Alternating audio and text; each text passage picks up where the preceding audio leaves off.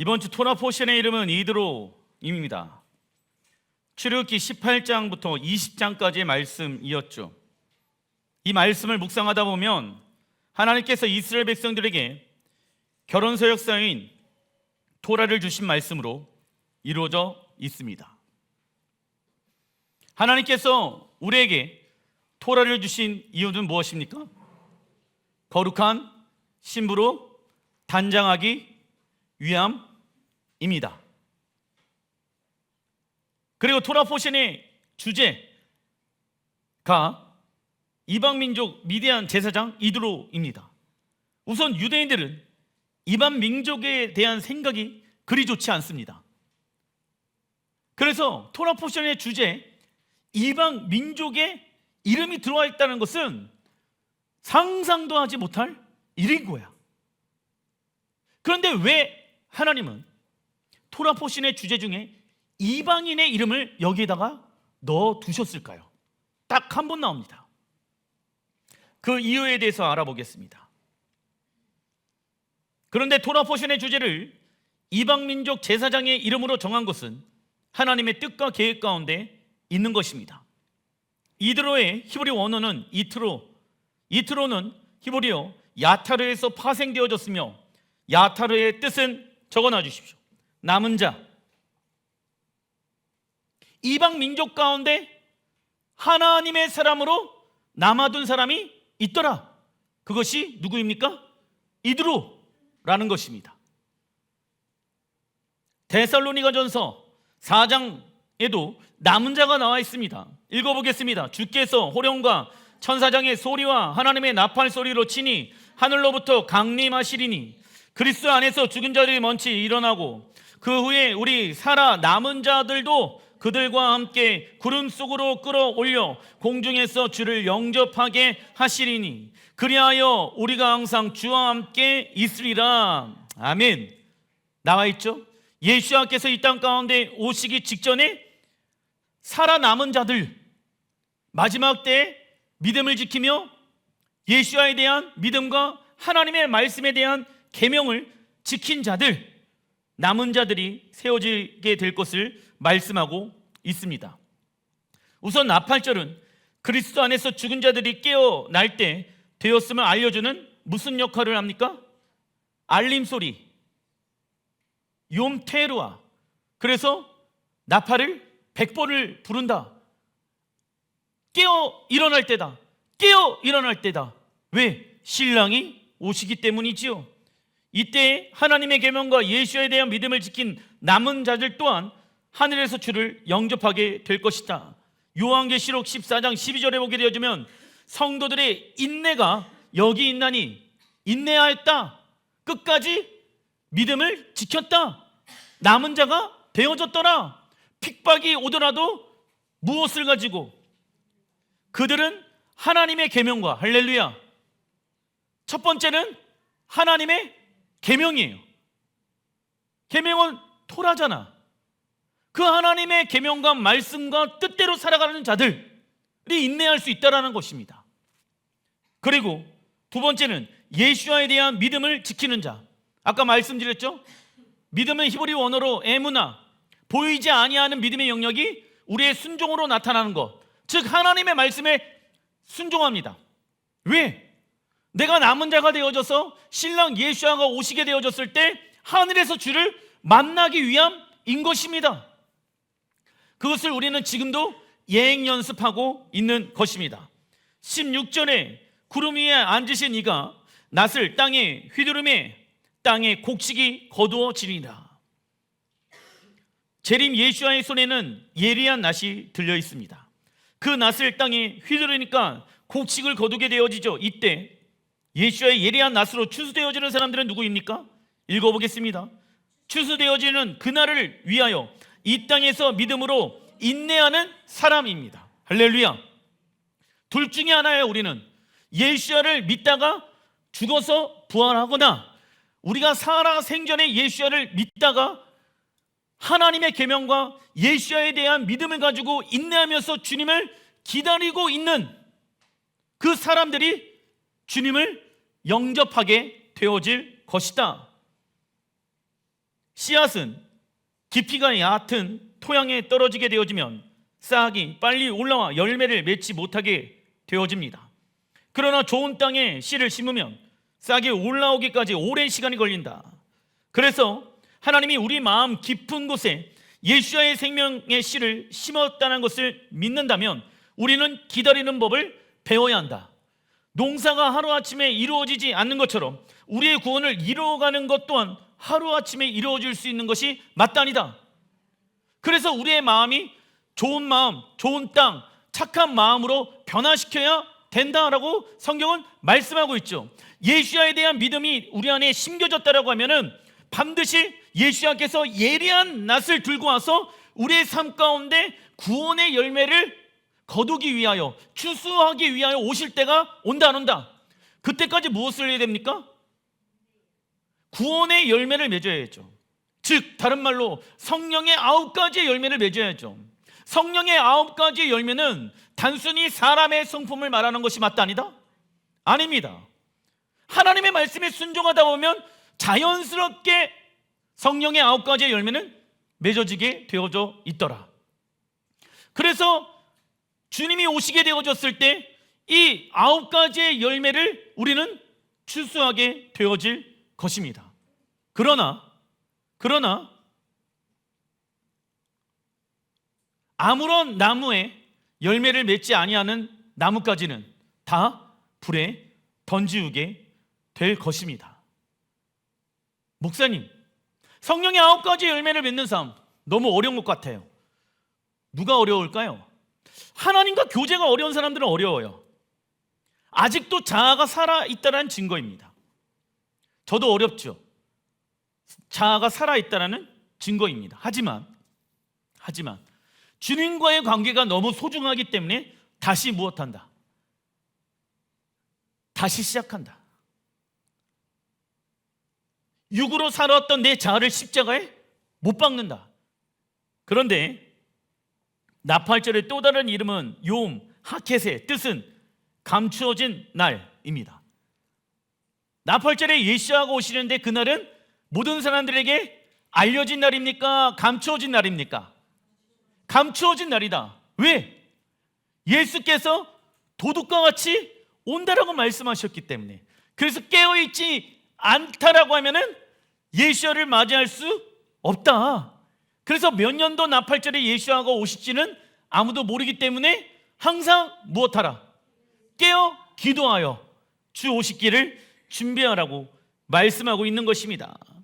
그리고 민수기 10장 29절의 말씀을 보게 되어지면 모세가 모세의 장인 미디안 사람 르우엘의 아들 호밥에게 이르되라고 나와 있죠. 이드로의 어떤 애칭 같은 게 무엇입니까? 르우엘이라고 나와 있습니다.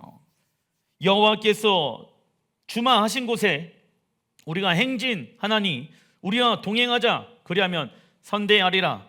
여호와께서 이스라엘에게 복을 내리라 하셨느니라 말씀합니다. 모세는 장인의 호칭으로 르우엘이라고 부르게 되어집니다. 히브리어 르우엘은 히브리어 라와 엘의 합성어입니다. 라는 발견하다, 엘은 하나님. 그래서 이드로는 적어놔 주십시오. 하나님을 발견하는 자입니다.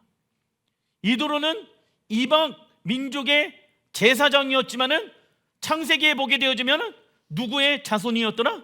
아브라함의 자손이 되어졌더라. 왜냐하면 사라가 죽고 난 이후에 하나님의 음성 듣고 아내를 맞이하여서 미디안 사람을 낳게 되어집니다. 그런데 이삭과 충돌이 되어지니까는 미디안 쪽으로 내려가라 해갖고 미디안 제사장이 아브라함의 후손이 되어지고 아브라함에게 말씀해 놓으신 그 언약의 뜻을 알고 있었던 사람이었다라는 것이죠. 이드로는 하나님을 발견하는 자입니다. 이드로는 이스라엘 백성들을 향한 하나님의 뜻과 계획을 발견하여 그들을 도우는 자로 세워지게 되어집니다. 그래서 우리 또한 마찬가지예요. 우리는 이방인입니다. 이드로입니다. 남은 자입니다. 그래서 이스라엘 백성들이 예수야를 믿게 하기 위하여 우리가 그들에게 통로가 되어줘야 된다. 하나님을 발견할 수 있도록, 예수야를 발견할 수 있도록 이 도로가 이스라엘 백성들에게 통로의 역할을 감당하게 되어진 것처럼 우리의 기도와 우리의 헌신과 우리의 예배가 이스라엘 백성들이 주께 돌아오는 통로가 되어야 될지라 믿습니다. 그래서 우리는 하나님이 이 시대를 향한 역사를 어떻게 이끌고 가시는지를 말씀을 통하여 발견해야 하며 이스라엘이 하나님의 뜻 가운데 나아갈 수 있도록 도우는 자로 세워져야 합니다. 그리고 마태복음 13장 44절에 읽어보겠습니다. 천국은 마치 밭에 감친 보화와 같으니 사람이 이를 발견한 후 숨겨두고 기뻐하며 돌아가서 자기의 소유를 다 팔아 그 밭을 사니라. 아멘.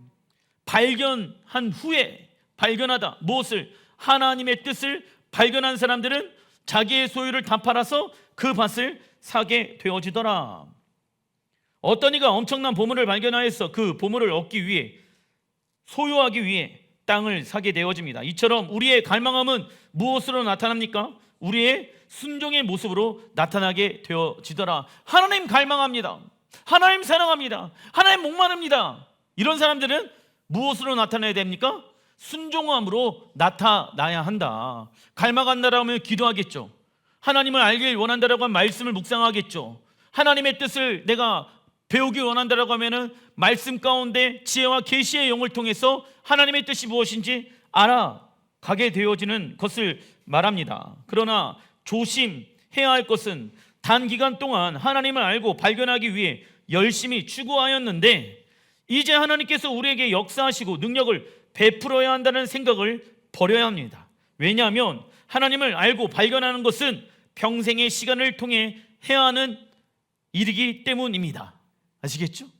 단시간에 하나님의 뜻과 계획을 알아가는 것이 아니라 우리의 모든 평생의 시간들을 통해서 하나님의 뜻과 계획을 알아가야 하는 것이다. 하나님은 끈기와 성실함으로 마라톤 경주를 할 사람, 일관된 마음을 가지고 일하고 있는 사람을 찾고 계신다. 당신은 사업가로 부르심을 받았습니까? 그렇다면 하나님을 아는 지식을 추구해야 합니다. 당신은 운동선수로 부르심을 받았습니까? 그렇다면 당신은 하나님을 아는 지식으로 추구해야 된다.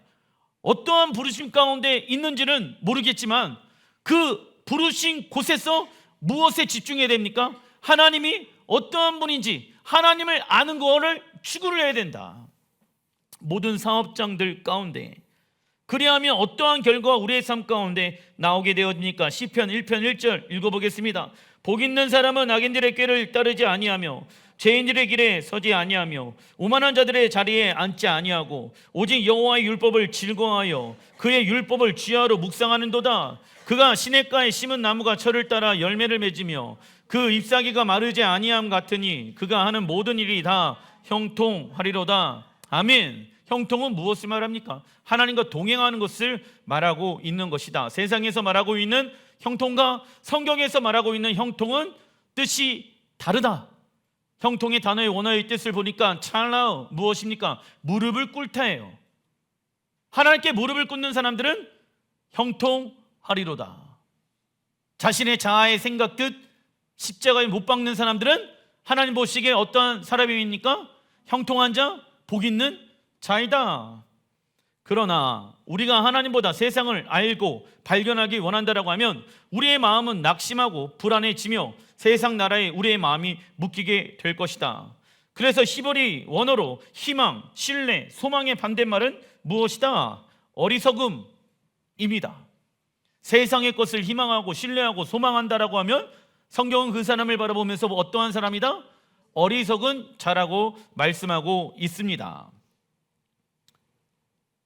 출애굽기 18장 8절의 말씀, 모세가 여호와께서 이스라엘을 위하여 바로와 애굽 사람에게 행하신 모든 일과 길에서 그들이 당한 모든 고난과 여호와께서 그들을 구원하신 일을 다 그 장인에게 말하며 11절 읽어보겠습니다. 이제 내가 알았도다. 여호와는 모든 신보다 크심으로 이스라엘에게 교만하게 행하는 그들을 이기셨도다. 아멘. 여호와는 모든 신보다 크심으로 이스라엘에게 교만하게 행하는 그들을 이기셨도다. 그래서 여러분들 출애굽기에 나와 있는 애굽과 그리고 또 애굽의 왕 바로는 마지막 때 적그리스도의 나라를 상징하는 인물이죠.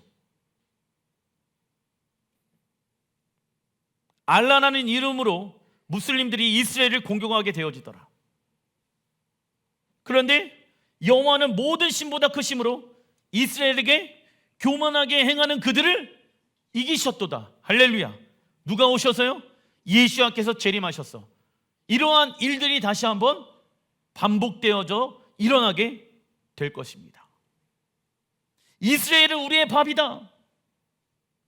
이스라엘에게 교만하게 행하는 모든 나라들은 패배하게 될 것입니다. 모세는 장인 이드로에게 여호와 하나님께서 이스라엘을 위하여 바로왕과 애굽 사람에게 행한 일들을 다 말하게 되어집니다. 모세의 이 말을 듣자 이드로는 이스라엘에게 교만하게 행하는 모든 자들을 이기시는 여호와 하나님을 알게 되어집니다. 여호와 하나님이란 어떠한 하나님이십니까? 첫째, 읽어보겠습니다. 하나님은 온 우주의 왕이십니다. 둘째, 하나님은 약속의 땅을 기업으로 주시는 분이십니다. 셋째, 하나님은 은혜와 자비와 긍휼을 베푸시는 분이십니다. 아멘. 출애굽기에 나와 있는 일들은 마지막 때 다시 한번 반복되어질 것이다. 즉 하나님은 애굽을 다스리고 있는 악한 영들을 심판하신 것처럼 이스라엘에게 교만하게 행하는 모든 자들을 이기게 하시는 심판의 하나님으로 나타나실 것입니다. 하나님은 과거와 현재와 미래를 분리시키는 분이 아니라 과거와 현재와 미래의 역사에 주관하시는 영원하신 하나님이시다. 그리고 출애굽기 18장 12절의 말씀을 보게 되어지면 모세의 장인 이드로가 번제물과 희생제물을 하나님께 가져오매 아론과 이스라엘 모든 장로가 와서 모세의 장인과 함께 하나님 앞에서 떡을 먹으리라. 떡을 함께 할 수 없습니다. 이방인들은.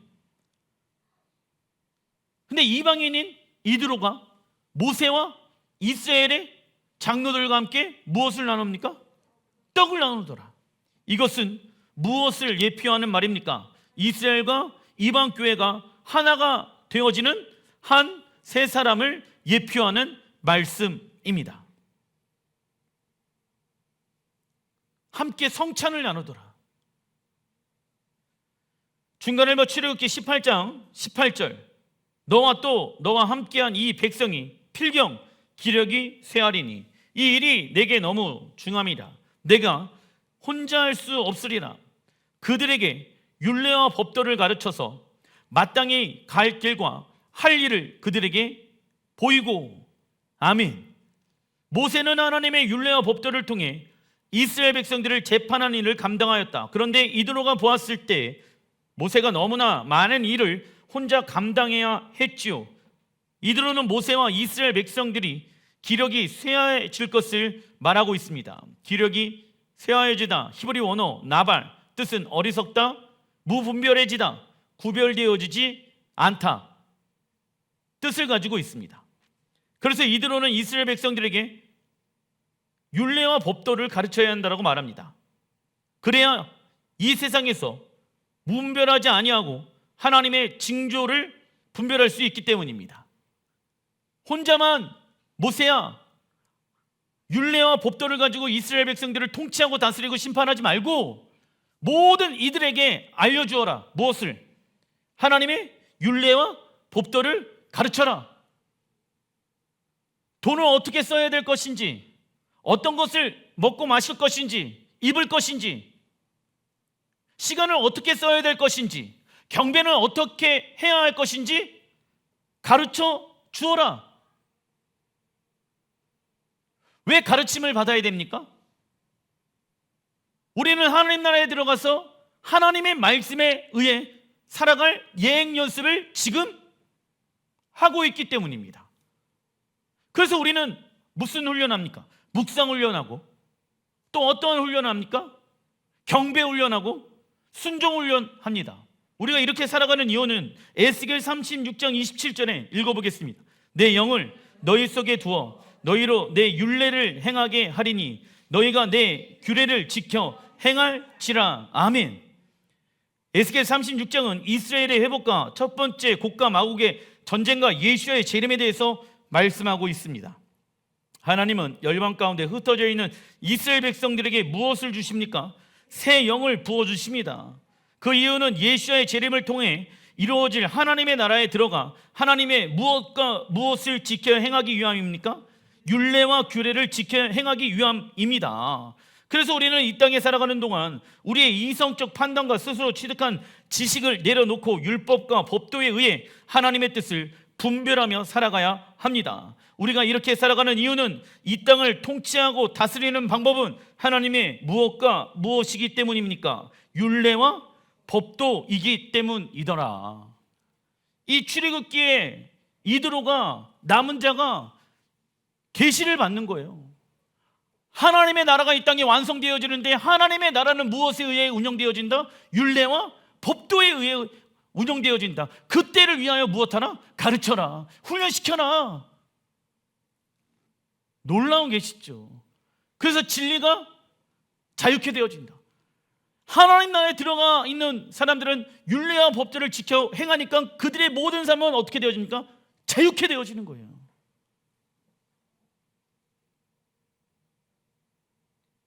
창세기 26장 5절의 말씀. 이는 아브라함이 내 말을 순종하고 내 명령과 내 계명과 내 율례와 내 법도를 지켰음이라 하시니라. 아브라함은 하나님의 말씀을 신뢰하여 하나님의 명령과 계명과 율례와 법도를 지키는 순종의 모습을 통하여 믿음을 행하게 되어집니다. 아브라함이 이렇게 순종한 이유는 읽어보겠습니다. 장래의 유업으로 받을 땅을 받기 위함입니다. 아멘. 그래서 우리가 예수와를 통하여 하나님의 자녀가 되어졌고 믿음으로 하나님의 말씀에 순종하는 이유는 장래의 유업을 받을 땅, 새 예루살렘을 얻기 위함인 것이죠. 그러나 믿는다라고 하는데 순종을 행하지 않는다라고 하면은 그 사람은 믿음이 아니라, 믿음 승리가 아니라 무슨 승리일까? 정신 승리예요. 정신 승리. 출애굽기 18장 21절에 너는 또 온 백성 가운데 능력 있는 사람들, 곧 능력 있는 사람, 어떠한 사람입니까? 첫 번째, 하나님을 두려워하며 진실하며 불의한 이익을 미워하는 자를 살펴서 백성 위에 세워 천부장과 백부장과 50부장과 10부장을 삼아 말씀하고 있습니다. 이들로는 이스라엘 백성들 가운데 능력 있는 사람들, 천부장, 백부장, 50부장, 10부장을 세워 나라를 다스리게 되어진다. 성경에서 말하는 능력 있는 사람은 첫 번째, 하나님을 무엇하는 자입니까? 경외하는 자이며, 두 번째는 어떠한 자입니까? 진실한 자, 히브리 언어로 에메트, 진리, 견고한 자입니다. 거짓이 없는 자, 자신의 삶 가운데. 세 번째, 불의한 이익을 미워하는 자, 히브리 언어로 소네이, 미워하다, 잘못된 방법으로 이익을 추구하지 아니하는 자. 이러한 자가 하나님 보시기에 어떠한 사람입니까? 능력 있는 사람이더라. 단락 2번 출애굽기 19장 5절의 말씀. 하나님이 시내산에서 이스라엘 백성들과 새 언약을 체결하지요. 세계가 다 내게 속하였나니, 나와 있죠? 열방이 다 내게 속하였도다. 너희가 내 말을 잘 듣고 내 언약을 지키면 무엇입니까? 쉐마하면 너희는 모든 민족 중에서 무엇이 되어진다? 내 소유. 이 히브리 원어로 보니까는 세굴라, 값비싼 보석이에요. 또 다른 뜻으로는 무엇의 뜻이 있냐면 신부. 이게 무슨 얘기냐면, 자, 하나님이 너는 나의 신부다. 그런데 혼인잔치 날에 참여하기 위해서는 거룩한 신부는 무엇을 해야 된다? 너희가 내 말을 잘 듣고 내 언약을 지키면. 이게 조건부로 붙는 거야. 그죠? 아무나 나의 소유가 되어줄 수 있다 없다? 원래 우리의 모든 삶은 주님의 것이죠. 할렐루야. 사단이 주인 노릇했던 우리는 십자가에 죽었습니다. 그래서 우리의 주인은 바뀌었습니다. 이것을 믿는다라고 하면 우리의 구원은 시작되어졌습니다. 그런데 우리 안에 있는 죄성은 계속 우리의 믿음과 싸우고 있죠. 그래서 하나님 말씀하시는 거예요. 구원이 시작된 이스라엘 백성들에게 오순절날 성령님이 진리의 영으로 임하시고 난 이후에, 야, 너희는 나의 거룩한 신부란다. 근데 이 신부는 무엇에 의해 살아갑니까? 내 말을 잘 듣고 내 언약을 지켜 행하면 무엇이 되어진다? 내 신부가 되겠고. 여기에서 말하고 있는 이 메시지의 핵심은 무엇을 말하고 있냐면, 대중적으로 결혼식을 하겠다라고 얘기하는 게 아니야. 지금 개인과 개인 내 1대1의 관계에 언약을 말씀하고 있는 거거든. 그러면서 6절에 너희가 내게 대하여 제사장 나라가 되어지며 거룩한 백성이 되리라. 너는 이 말을 이스라엘 자손에게 전할지니라. 하나님은 시내산에서 이스라엘 백성들과 새 언약을 체결하십니다. 시내산에서 맺었던 언약의 본질은 무엇입니까? 결혼식입니다. 그런데 출애굽기 19장 5절의 말씀에 보게 되어지면, 하나님은 신부 이스라엘에게 하나님의 말씀을 잘 듣고 언약을 지키면 하나님의 소유, 값비싼 보물, 존귀한, 거룩한, 보배로운 존재, 신부가 되겠다라고 말하고 있습니다. 이는 하나님의 말씀을 잘 지키면 하나님의 무엇이 된다는 조건부 언약을 말씀하는 것입니까? 신부. 그래서 성경에 나와 있는 언약은 무조건적인 언약과 조건부적인 언약이 있다. 첫 번째, 무조건적인 언약은 하나님과 맺은 언약입니다. 하나님은 아브라함을 바벨론에서 건져내셔서 너와 내 자손에게 땅의 모든 족속이 복을 받을 것이라고 언약을 주셨지요. 하나님이 이방 교회를 아브라함의 언약 안으로 초청하기 위해 이 땅에 예수야를 보내주셨다. 그래서 우리의 구원은 하나님의 절대적인 은혜로 되어졌으며 그 은혜로 아브라함의 언약으로 들어가게 되어진 것입니다. 이거 우리가 한 것이 있어요, 없어요? 없다. 둘째, 조건부적인 언약. 하나님께서 이스라엘 백성들에게 시내의 산에서 주신 언약이죠. 하나님께서 구원이 시작된 우리에게 말씀을 주신 이유는 거룩한 삶을 살아내기 위함이며, 거룩한 신부로 단장하기 위함이며, 거룩한 나라로 세워지기 위함입니다. 그러나 조건부 언약에는 무엇이 있습니까? 하나님의 징계와 심판이 있더라. 왜? 내 말씀을 지켜 행하면 나의 소유가 되어지고 내 말씀을 듣고 지키지 아니하는 자들은 불에 던져오리라. 하나님의 심판과 징계가 따르게 되어진다. 예수야는 우리를 신랑으로 여기는 이는 다른 신랑을 찾지 아니하며 오직 예수와 한 분만을 위해 살아가게 되어진다. 그래서 출애굽기 19장 5절의 말씀에 하나님은 신부 이스라엘에게 하나님의 말씀을 잘 듣고 언약을 지키면 하나님의 소유가 될 거라고 말씀하신 것이다. 그래서 자신이 예수와의 신부라는 것을 믿지 못하는 자들은 전 세계가 하나님께 속한 것을 믿지 않게 되어지며 하나님의 말씀에 불순종하게 되어진다라는 것이죠. 신부는 하나님의 말씀에 순종하게 되어져 있다. 그런데 내가 지금 신부의 삶을 살지 않고 있다라고 하면 하나님의 말씀에 불순종하고 있는 모습을 말하는 것입니다. 하나님은 이스라엘을 무슨 나라로 부르시고 계십니까? 제사장 나라.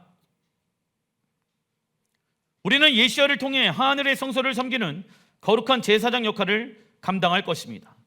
그래서 제사장은 하늘만을 섬기고 예배하고 하나님의 말씀대로 하나님을 예배하는 자가 되어야 한다. 그 이유는 열방 교회들에게 하나님의 말씀을 가르치고 인도하기 위함인 것입니다. 이스라엘 백성들은 제사장 나라가 되어 열방 교회를 하나님의 말씀으로 인도하기 위해 거룩한 삶을 살아가야 했습니다. 거룩한 삶이란 무엇을 말합니까? 하나님의 말씀에 순종함으로 세상과 구별되어진 삶을 살아가는 것이다. 베드로전서 2장 9절에 읽어보겠습니다. 너희는 택하신 족속이요 왕같은 제사장들이요 거룩한 나라요 그의 소유가 된 백성이니 이는 너희가 어두운 데서 불러내어 그의 기이한 빛에 들어가게 하신 이의 아름다운 덕을 선포하게 하려 하심이니라. 아멘. 아름다운 덕, 하나님의 말씀, 예수야가 어떤 분인지 세상 가운데 선포하기 위해 하나님이 우리를 제사장 나라로, 거룩한 나라로 불러 주셨습니다. 이 말씀은 이방 교회가 이스라엘로 대체되어졌다라고 말하는 것이 아니죠. 이방인 교회가 이스라엘 나라로 접붙임을 받아서 제사장으로 세워졌다라는 뜻입니다. 그러나 이 땅에서 거룩한 삶을 살기 위해서는 무엇이 따라옵니까? 대가 지불이 따라와요. 하지만 우리가 대가 지불의 삶을 살아간다고 해서 두려운 마음을 가질 필요가 있다 없다? 없죠. 우리의 두려움의 대상은 누구이기 때문에? 오직 하나님 한 분이시기 때문입니다. 내가 이렇게 살면 왕따 당하는 거 아니야? 여러분들 친구들에게 왕따 당하는 게 옳습니까? 하나님 앞에 왕따 당하는 게 옳습니까? 왜? 우리의 두려움의 대상은 오직 하나님 한 분이시기 때문입니다. 그러나 우리가 거룩한 삶을 살아내지 않는다라고 하면 제사장 나라와 거룩한 나라로 부르심을 이룰 수가 없으며 세상에 아무런 영향을 줄 수가 없게 되어집니다. 기도하겠습니다.